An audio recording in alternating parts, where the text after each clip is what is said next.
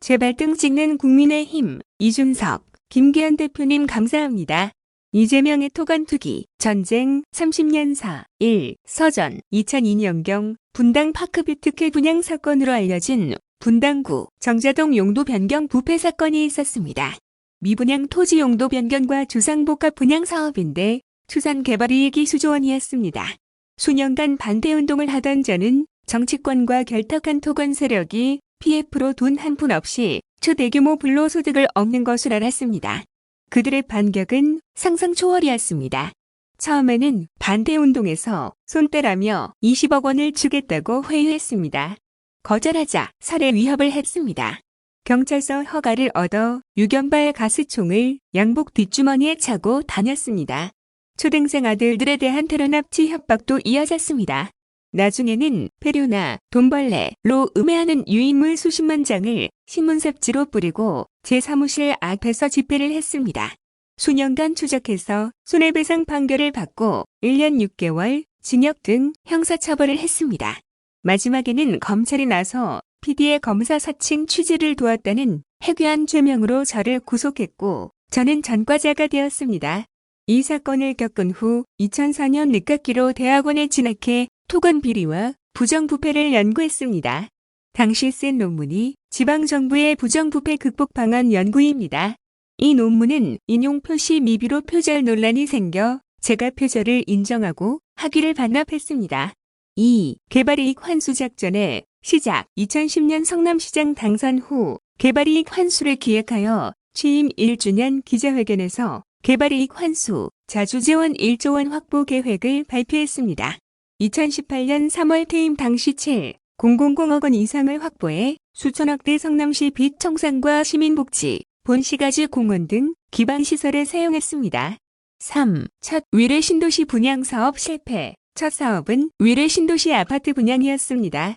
시장 취임 후 MB정부와 LH와 싸워 위례 신도시 아파트 분양 사업권을 확보했습니다. 1137가구를 평당 1,513만 원에 분양하면 1,105억 원을 벌 것으로 예측됐습니다. 그런데 성남시의회를 장악한 국민의힘은 돈 되는 사업은 민간에 맡겨야지 공공이 하지 말라며 5차례 지방채 발행을 막으며 저지했습니다. 포기할 수는 없어 부지 매입권과 허가권을 활용한 합작 사업을 고안했습니다. SPC에 성남시가 지분 5% 2억 5천만 원 출자에 분양이익 절반을 받기로 하고 미래에셋증권 연합체와 민관 합작 사업을 했습니다. 그런데 분양가는 평당 200만 원 넘게 올랐는데 예상이익은 800억, 400억으로 점차 줄더니 최종 성남시 몫은 150억 원에 그쳤습니다. 건설 비용 부풀리기, 분양이익 축소 조작이 분명했지만 확인할 길이 없었습니다. 150억 원을 벌었지만 비용 부풀리기를 못 막은 실패작이었습니다.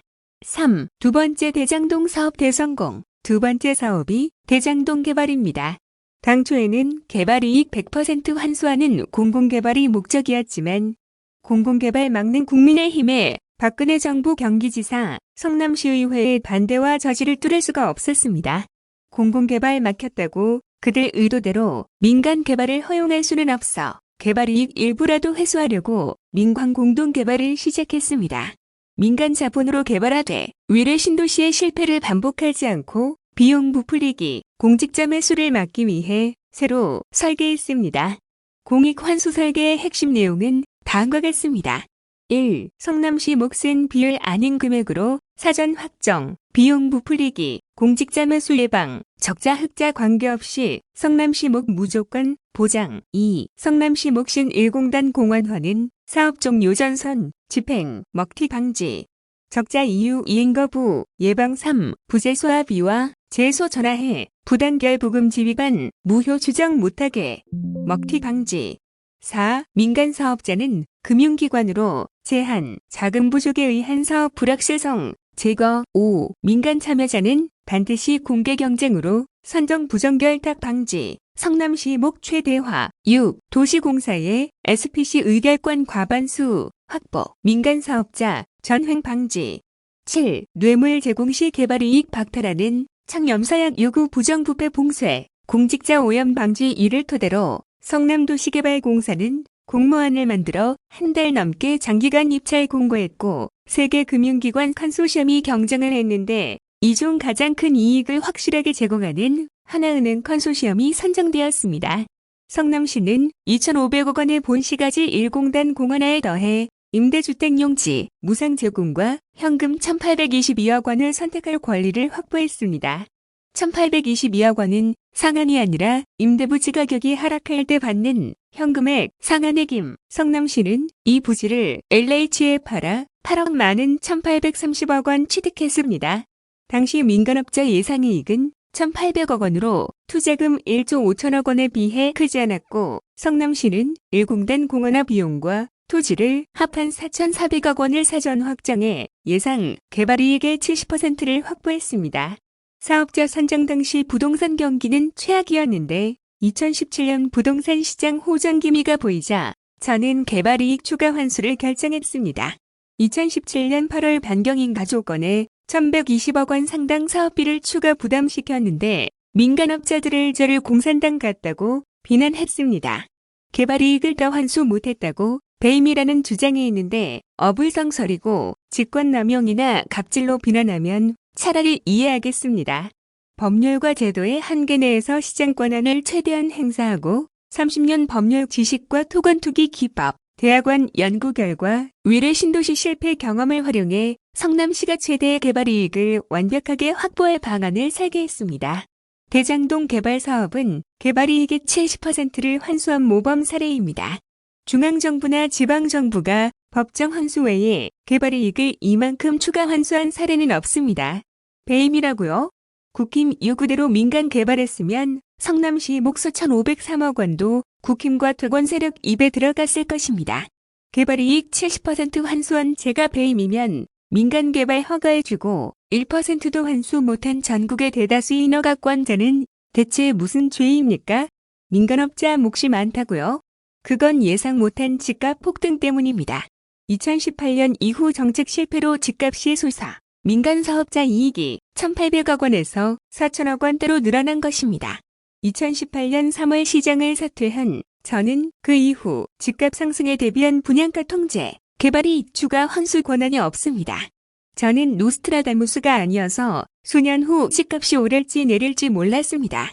부동산 경기 등락 위험을 회피하고 안정적으로 성남시 몫을 확보하는 것이 훨씬 낫다고 보았습니다. 초과이익 환수 조항안 만든 게 배임죄, 초과이익 환수 조항 논의가 있었는지는 모르겠지만 사실이라 해도 배임은 어불성설입니다. 당초 성남시 방침이 성남시 몫은 비율 아닌 고정액 확보였고 공모 조건도 성남시 몫은 고정이었으며 이를 전제로 사업자들이 응찰했습니다. 그런데 나중에 초과 이익을 나누자고 하는 것은 공모지침 위반으로 위법하고 초과 손실도 도시공사가 부담하라는 것도 받아들여야 하므로 성남시 몫 최대치 사전 확정이라는 최초 방침에도 어긋납니다. 5억 원을 팔았는데 땅값 올랐다고 잔금 더 달라는 것이 부당한 것처럼 그런 실무 의견을 불채택이 배임일 수 없습니다. 4. 청렴의무 위반에 따른 개발이익 전액 환수 예정. 사업자들이 청렴서 약을 어기고 공직자에게 뇌물을 주었다고 합니다. 잘 되었습니다. 지방공기업법에 의거해 경기도는 성남시와 성남도시공사에 청렴의무 위반에 따른 배당금 지급 동결 및 기지급 배당금 환수 조치를 요구했습니다. 5. 토건투기 최후 대전을 반드시 승리하겠습니다. 성남시장 때부터 지금까지 월 예조회, 간부회에 심지어 화장실에 이 문구를 붙여가며 부패지옥, 청렴천국, 부패직사, 청렴영생을 공직사회에 반복했습니다.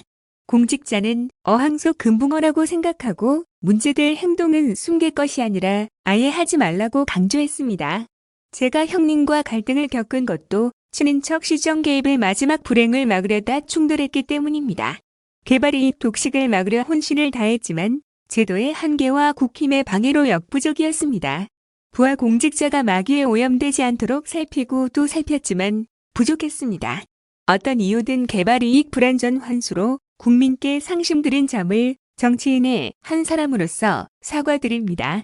국민께서 더 이상 불로소득과 토건비리 정치 부패로 좌절하지 않게 하겠습니다. 토건비리에 맞서 30년을 싸워온 제가 개발이익 국민환수 제도를 도입해 부동산 공화국의 불명예를 벗고 부동산 불로소득을 완전히 근절하겠습니다. 위기는 기회입니다. 민간 개발, 시장 중심을 외치던 국민의힘과 보수 언론이 개발이익 완전한 수를 주장하는 지금이 개발이익 전의 국민헌수, 개혁의 적기입니다. 6. 국민의힘 이준석, 김기현 대표님은 제발 등 찍는 화고생 계속해 주십시오. 라이트 형제의 비행기 설계가 알카에다의 9.11 테러 설계가 될 수 없습니다. 성남시장 이재명의 설계는 공공개발이 봉쇄된 마당에 개발이익 100% 독식하는 민간 개발을 막고 민관 합작으로 성남시가 확실하게 최대치로 개발이익을 환수하는 설계입니다. 공공환수 설계는 이재명이 했고 민간 투자자 내부의 투자 부담, 이익 배분과 사용처는 그들이 설계한다는 건 상식입니다. 국힘과 보수 언론이 단군 이래 유일한 초대 규모 이익 환수를 왜곡하고 민간업자 내부 분배 문제를 이재명이 설계해서 배임했다며 이재명 죽이기에 몰두하고 있습니다. 두 분 대표님, 100% 환수, 공공개발 막은 것도 국민의힘, 민간업자 이익에 손댄 것도 국힘입니다. 작물 나눠 가진 자가 도둑이고 이익봉자가 범인입니다. 우중농성 도보행진하며 선동해도 내부자들 속 미개인이 아닌 국민은 이 사건이 국힘 게이트 이재명의 최대 치적임을 금방 파악하십니다. 팔수록 국힘 비리만 나왔고 앞으로도 계속 국힘 비리만 나올 것입니다. 앞으로도 제발 등찍기 계속해 주시기 바라며 이재명의 행정능력, 청렴성, 행정성과를 오랫동안 장시간 알뜰하게 홍보해 주심에 깊이 감사드립니다. 다음 페이스북 글, 호암무치한 도적대가 나라 살림 맡겠다고요? 동네 머슴이 산적 소굴에서 힘닿는 대로 작물 대부분 빼다 주민에게 돌려주었더니 산적대가 반복하고 마을로 내려와 텐트 치고 농성하며 요란하게 작물 덜 뺏은 자가 도둑, 값 오를지 모를 작물 두고 당장 비싼 작물만 빼다온 건 배임, 머슴, 국무는 내부하에 맡겨라, 도둑 머슴, 내쫓으라고 주민 선동합니다.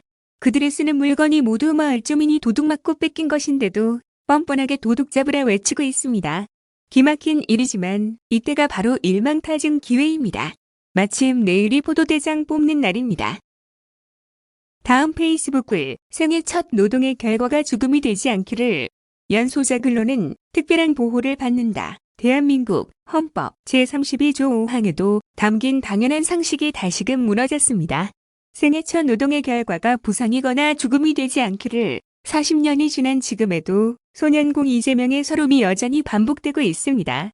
현장 실습을 나간 특성화 고등학교 3학년 학생이 열흘 만에 해당 사업장에서 사고로 사망했습니다.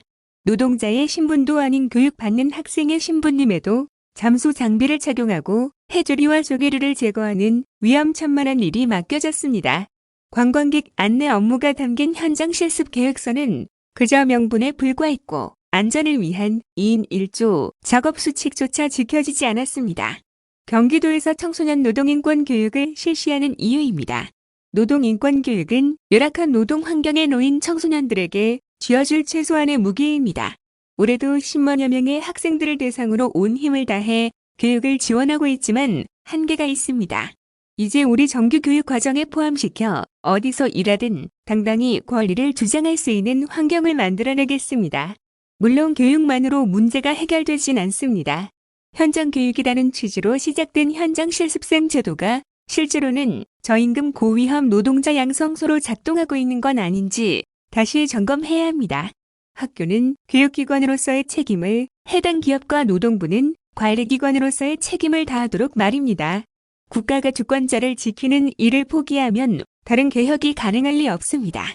국민 위한다는 100마디 말보다 국민의 실제 삶을 바꾸는 한 가지 실천이 훨씬 강력한 힘을 가진다는 것을 잊지 않겠습니다.